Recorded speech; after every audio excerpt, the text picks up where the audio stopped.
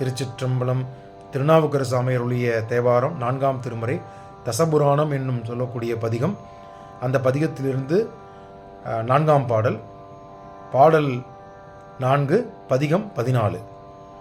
தலம் திருப்புகழூர், பண் பழம் பஞ்சுரம்.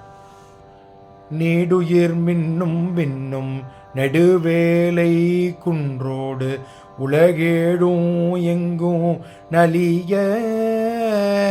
நீடுயிர் மின்னும் விண்ணும் நெடுவேலை குன்றோடு உலகேலும் இங்கும் நலிய. சூடிய கையராகி இமையோர் கணங்கள் துதியோதி என்றும் தொழலும். சூடிய கையராகி இமையோர் கணங்கள் துதியோதி நின்று தொழலும். ஓடிய தாரகன்றம் உடலும் பிளந்து ஒழியாத கோபம் ஒழிய. ஓடிய தாரகன் என்றன் உடலும் பிளந்து ஒழியாத கோபம் ஒழிய. ஆடிய மானடந்தன் மணலாடி பாதம் அவையா நமக்கோர் சரணே. ஆடிய மானடந்தன் மணலாடி பாதம் அவையா நமக்கோர் சரணே. ஆடிய பாதம் மடம் ஆடிய பாத மடலேந்தி மணலாடி பாதம் அவையாம் நமக்கோர் சரணே. பாதம் நமக்கே சரணே. பாதம் அவையா நமக்கோர் சரணே. திருச்சிற்றம்பலம்.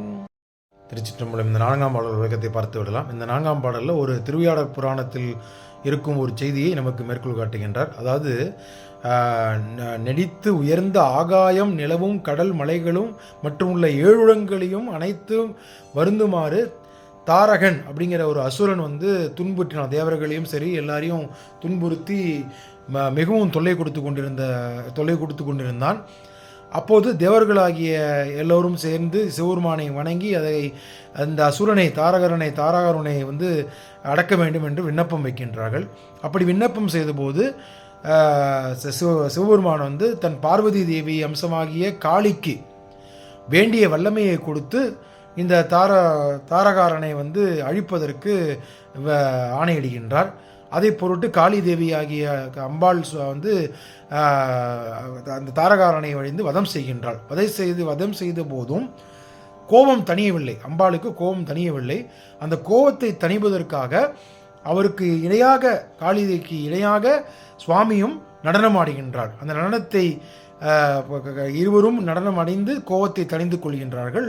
காளிதேவி அந்த போட்டி நடனத்தில் ஆடுவ கோபத்தை தணித்த சிவபெருமான் திருப்பாதங்களுக்கு நமக்கு ஒப்பற்ற அடைக்கலமாகும். அந்த பாதங்களே நமக்கு அடைக்கலமான பாதம் அப்படின்னு சொல்லி இந்த திருப்புகழூரில் இருக்கிற சிவபெருமானை போற்றி அதை நடராஜ பெருமானுக்கு ஒப்பிட்டு காளிதேவியோடு நடமாடிய செயலையும் ஒப்பிட்டு இந்த பாடலில் இந்த பதிகத்தில் இந்த பாடலில் 4ஆம் பாடலில் குறிப்பிடுகிறார் அப்பர் சுவாமிகள். திருச்சிற்றம்பலம்.